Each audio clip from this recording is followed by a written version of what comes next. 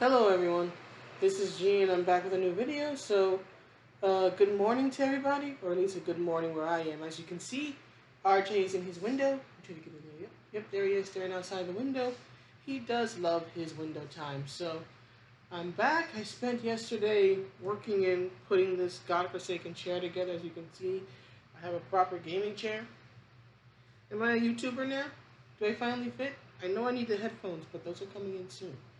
So hopefully I'm finally doing this YouTube thing right.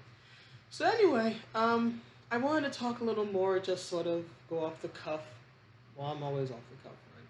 But I wanted to talk a little more about and share some thoughts of mine about, or more thoughts I should say, about The Last of Us Part 2 and the egotism of Neil Druckmann, right? The more I see videos about this, right, the more I see videos about the game and reviews of it and whatnot, the more I realize that Neil Druckmann truly is an egotist, a narcissist, and a legend in his own mind, right? Now, being an egotist and a narcissist is not necessarily anything new for creatives. I think that in general, if you're a creative, you probably do have a decent amount of egotism and narcissism. The difference is that you have creators who are egotists and narcissists, who are really good at what they do, and then you have people like Neil Druckmann, right, who only think they're as good at what they do as they really are, right? Again, a legend in his own mind. An interesting thing is that I want to compare a little bit between Hideo Kojima, right, who's famous for games like Zone of the Enders, Snatcher, of course, the Metal Gear Solid franchise, and now I believe the game is called Death Stranding. Between a man like him, who does tell very movie-esque cinematic stories because he wanted to be a filmmaker when he was growing up and then he got into video games, right? So compare him to Druckmann, right? Who also thinks that he's a filmmaker working in the video game industry, right? Especially since it's come out, or at least I heard on Leanna K's channel, that Druckmann took inspiration, at least in the marketing, right, in the deceptive marketing uh, for The Last of Us 2. Apparently, he took inspiration from the way Metal Gear Solid 2 was marketed. Here's the difference. The Metal Gear Solid franchise, especially the first three games, which are the ones that I am most familiar with, so they're the ones I'm going to be referencing the most. The theme, in a overarching theme, I guess you could say, in those games is deception, is being lied to, is the fact that you cannot trust what you are told by an authority figure.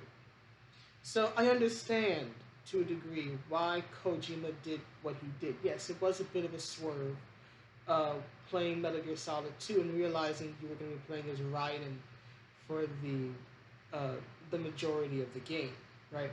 But here's the difference between Kojima and between Druckmann. Kojima did not kill Solid Snake. Okay, you could say he displaced Snake, right, in the plant chapter.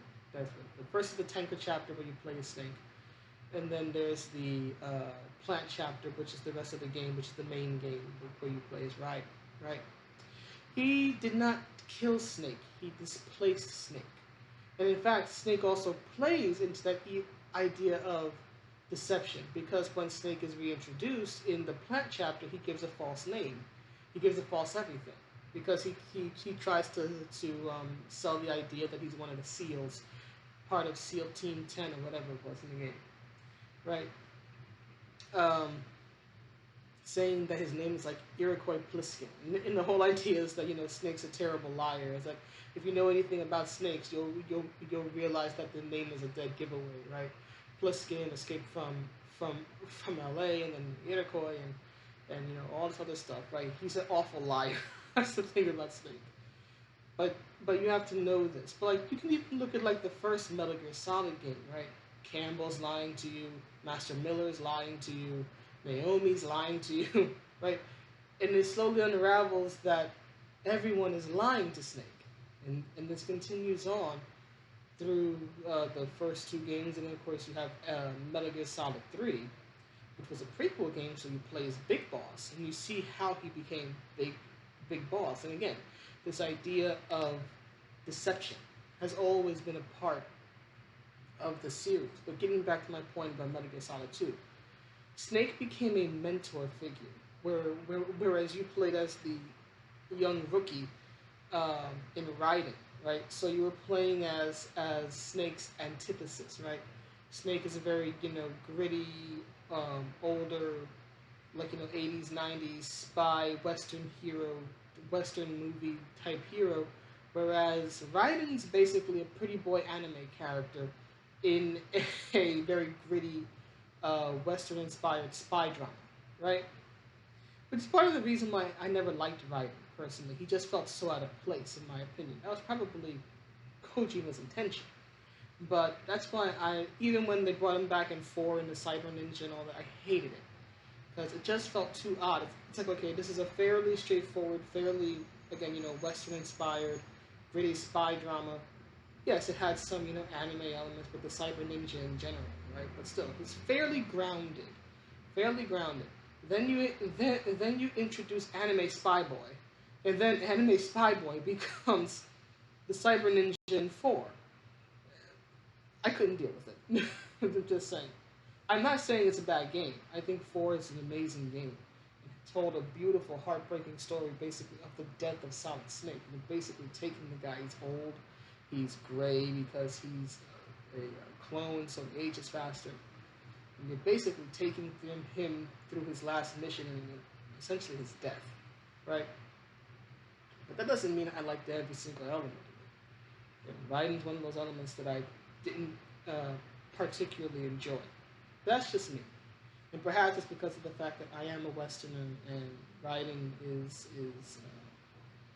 he's very Japanese in origin, right? He's a Bishonen, he's an anime character, right? I just don't think it fits. So who knows? Kojima himself said that Western audiences weren't too keen on Raiden, while Japanese audiences received him well enough. So maybe it really is this East versus West thing with the character. But my point in all this, to get back to my point, is that again, Snake wasn't killed. He was replaced in a sense in that you were playing a different main character, but he was still in the game.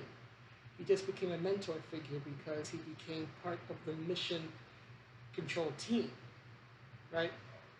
So he's always still there. His influence is always felt, and he's still a constant presence.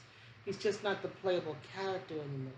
This is very different than with what happened with The Last of Us 2 and the death of Joel, and then having to play as his killer.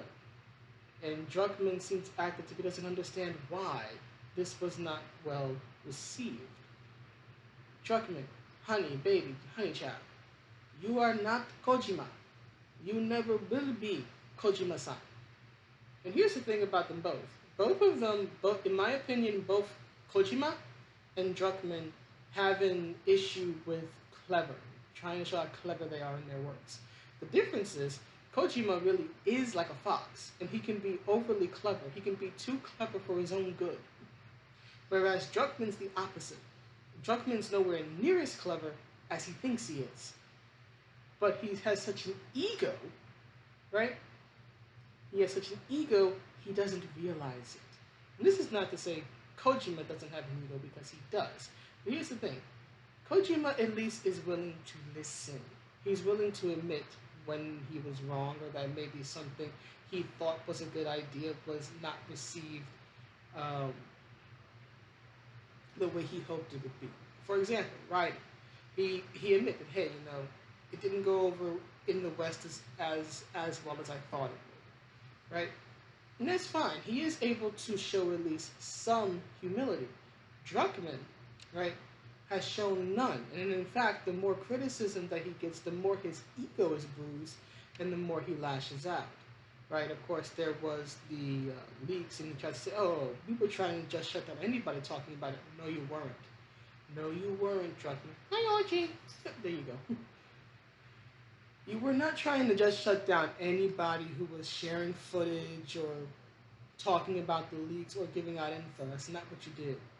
Okay, you, Druckmann, via Naughty Dog and Sony and Musso, struck down or tried to strike down using illegal, I want to repeat that, illegal DMCA copyright claims.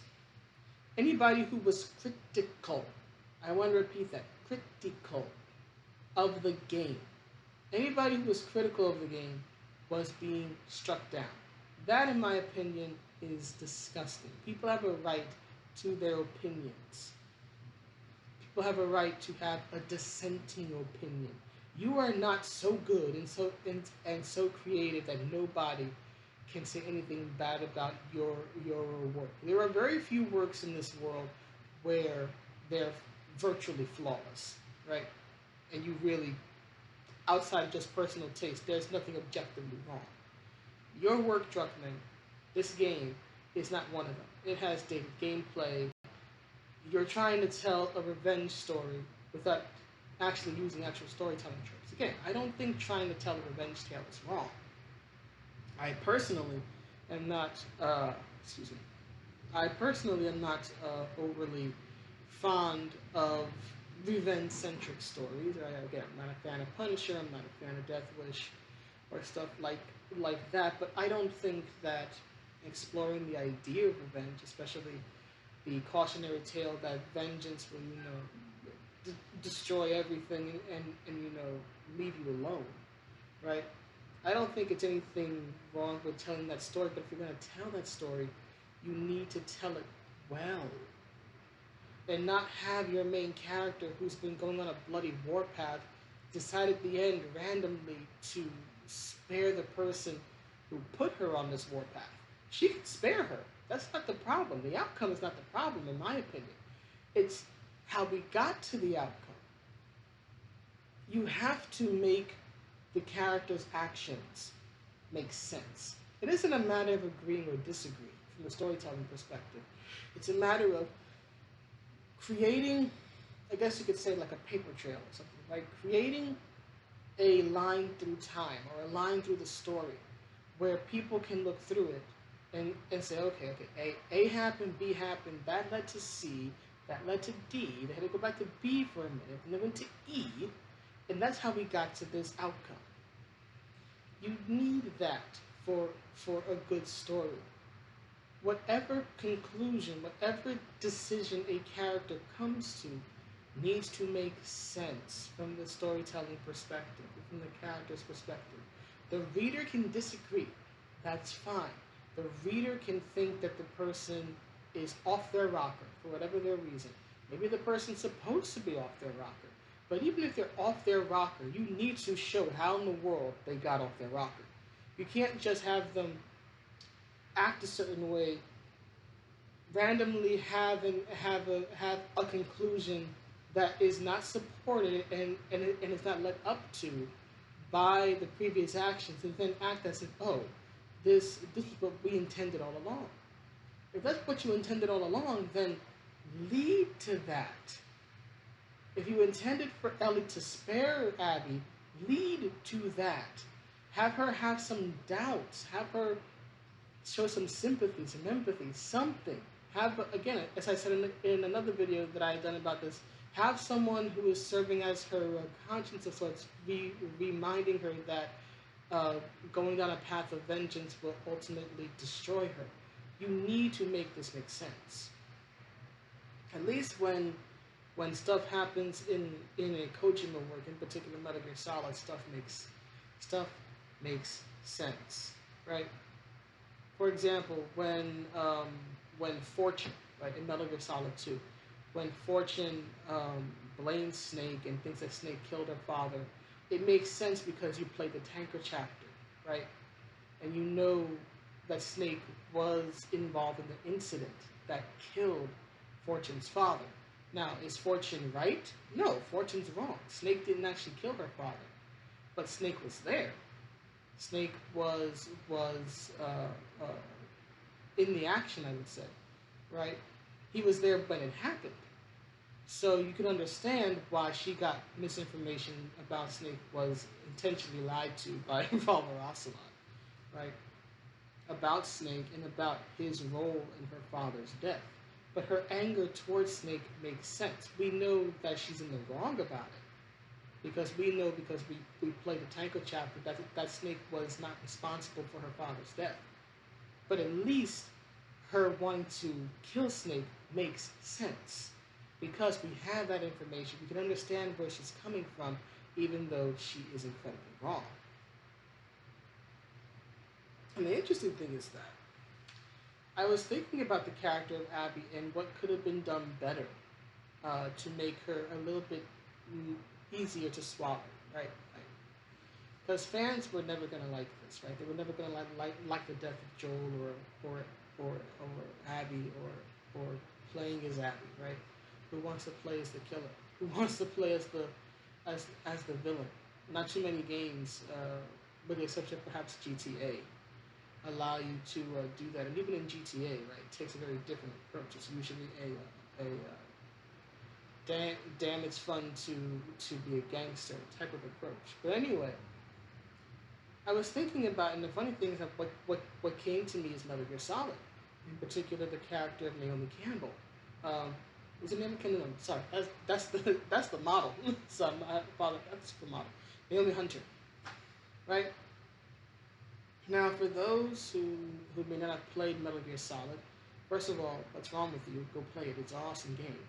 Even if you have to play the less awesome Twin Snakes, play the game. It's great. But anyway, there comes a point later on in the game, later on in Metal Gear Solid, that you find out that Naomi's been lying to you all this time. That everything she's been saying about herself is a lie. Interestingly enough, this information is revealed by Master Miller, who himself is one big fat lie. But that's a story for another day. But eventually, and this is actually my favorite part of Metal Gear Solid. It's got nothing to do with gameplay. It's got nothing to do with a boss character or an objective. It's just a conversation. And Snake has a conversation with Naomi, where Naomi admits that she hated him and that she's been obsessed with getting her revenge on him for at least 2 years. She even says, "You're all I thought about for 2 long years." And then what happens? She gets on the mission control team and she gets to know Snake as a person. Right now, this is not to say she doesn't have reason to hate Snake. She does. Snake killed Big Boss, or at least he thought he killed Big Boss at the time, right? Snake killed Big Boss. He crippled Gray Fox, who was her brother, right? And Snake didn't know any of these things about her until this moment. So he finds out, right, that he's indirectly hurt her deeply. She even says, "You killed my benefactor, and you sent my brother home a cripple," right? So you can understand why she hates him, right? He ruined her life. He took away the 2 most important men in her life, and he doesn't even know her, right? And what's interesting is that she admits that she's become conflicted because she's gotten to know the man behind the monster. There's even an earlier conversation, I think it's when Snake's being tortured, right? Where she talks to him to kind of get his mind off the pain, and he ends up talking about his experiences in a previous mission, which of course is the first Metal Gear game, and Metal Gear 2 and whatnot. And she talks about his battle with Gray Fox, and he talks about it, and he's like, "Gray Fox is my best friend." And she's like, "How's that possible? You two tried to kill each other." And he acknowledges that, but it's almost like playing sports. It's like we didn't hate each other. It's just that we were on different sides, and someone had to win, right? And she even says that she can't really wrap her head around that mindset. And Snake empathizes with her on that. He acknowledges that it's not really a mindset you're going to understand unless you are a fellow soldier, unless you are in it. So think about it. This woman who lied her way into the mission, serving as an ally, you find out at the end of the game, she's really wanted to kill Snake all this time. But now, not that she doesn't want Snake to die per se, at least not initially, but now she's conflicted about it. Because this man that she's built up as a monster in her mind She sees that he's a human being. A human being I don't particularly understand, but a human being. A human being who's not acting out of hatred, right? A human being who's broken and depressed and who is still going out there trying to, save the world, right? She becomes incredibly conflicted because she learns about him, not about the monster, not about the man who, who killed her benefactor and sent her brother home crippled, but about the person behind it all. And it makes her reconsider her actions and her feelings toward him. So I was thinking about how perhaps maybe the character of Abby would have been more sympathetic and better received had, I would say, the Naomi Hunter approach been applied, had she been introduced as maybe a new ally. Because I understand from the reviews I've seen that Joel doesn't trust easily, and the fact that he and his brother gave up their names so easily doesn't make sense. But like Joel in the beginning of the game saves Abby's life. It's like, wouldn't that at the very least make Abby reconsider, for at least for a moment, what she wants to do, what she plans to do? Because usually if you hate someone, you don't expect them to save your life. And if they do, I would imagine that it would make you reconsider your views about them, if only for a moment. But what I was thinking was, have him save her, right? Have him save her, and maybe he sees that she's needy, or she like talks her way into the team out of gratitude, whatever, right? Have her join Joel's little group as an ally, so that the fans can get to know her as a character and as a person, and slowly unravel the story, and drop little kernels of is she trustworthy, is she not? But let the fans get to know her as a character first, right? Before you drop the golf club, as it were, and have her murder Joel, right? Because again, they're not gonna like it, but at the very least, they might understand it a little bit better. But when it just comes out of the blue, right, and it's such a savage way. I mean, to have Abby murder Joel right in front of Ellie, and then to have her act as if she doesn't understand why Ellie wants her head. It's like, you do realize that you murdered Joel right in front of her. What were you expecting? For her to stand down? What did you think? You could have at least knocked her out or covered her eyes or taken her in a different room or something before you did that. You wanted to inflict pain on her. Don't act like you didn't. It's like in what is it? Kill Bill, I think it is. When the bride defeats, I forget which person it is, but one of the female baddies has a kid, right? And the kid witnesses her mother's death, and she even tells her, it's like, look, if you want to grow up and come after me, you can if you want to. Just keep in mind that's what happened to your mother, and it might happen to you. But she acknowledges, that the kid has a right to at least pursue her vengeance, if that's what she chooses as an adult. Because she acknowledges, yeah, I just murdered your mother, and you just saw this. It's kind of like, again, what you would generally expect out of someone, right? So I think that may have made it a little bit easier if Druckmann had done that.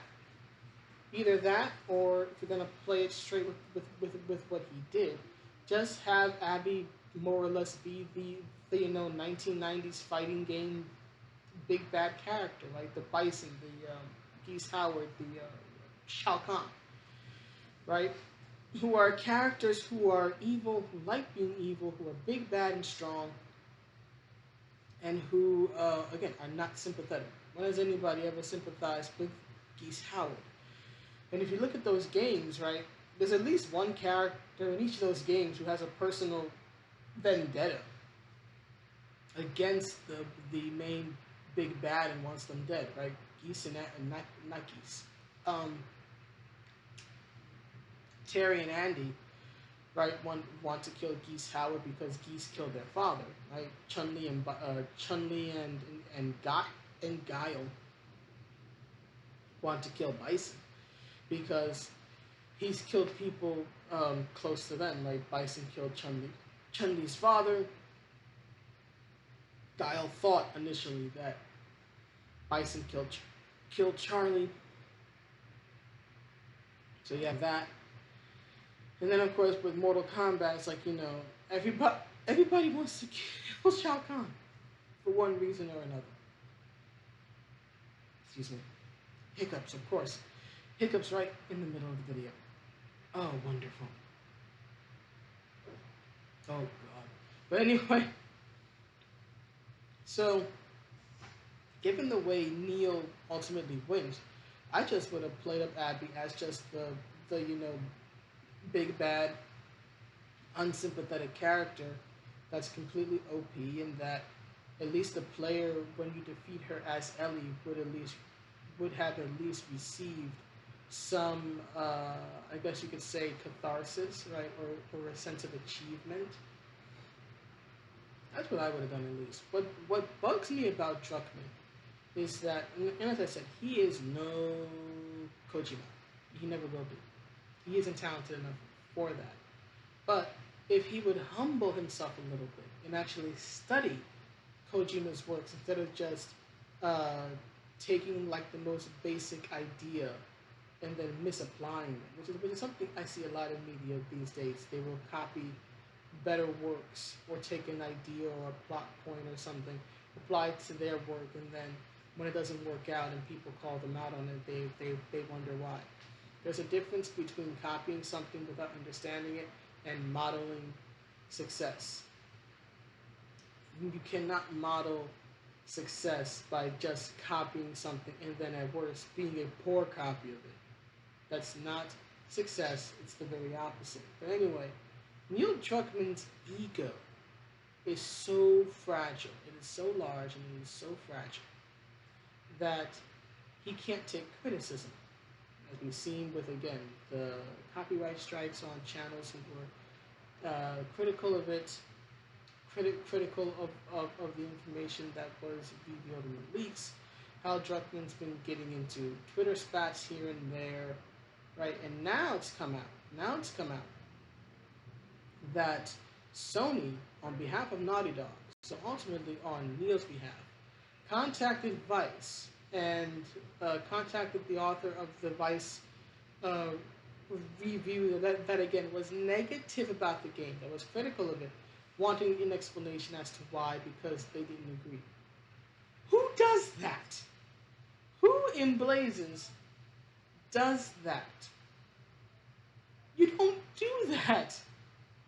People are entitled to their opinions, and you have no right to basically try to be the mob, or the Yakuza, given that it's Sony, right? And pretty much go, nice website you got here. Nice review you got here. Be ashamed if something happened to it. Who are you to do such a thing? This is how fragile his ego is. That he cannot stand the thought that this is not being as critically acclaimed by actual players, right? Chill media were falling all over themselves, massaging Neil's ego and possibly other body parts with these, 10 out of 10, 9 out of 10, game of the year and all this other stuff. It's actual gamers, actual players who are like, yeah, this isn't exactly hot stuff here. And that's what frustrates me. It's like, man, if you would just bring your ego down a bit, if you would just sit down, shut up, open your eyes, open your ears, and listen, maybe you would learn something. Because you're never going to be Kojima. You're not as clever as you think you are. But you could learn and improve and do better.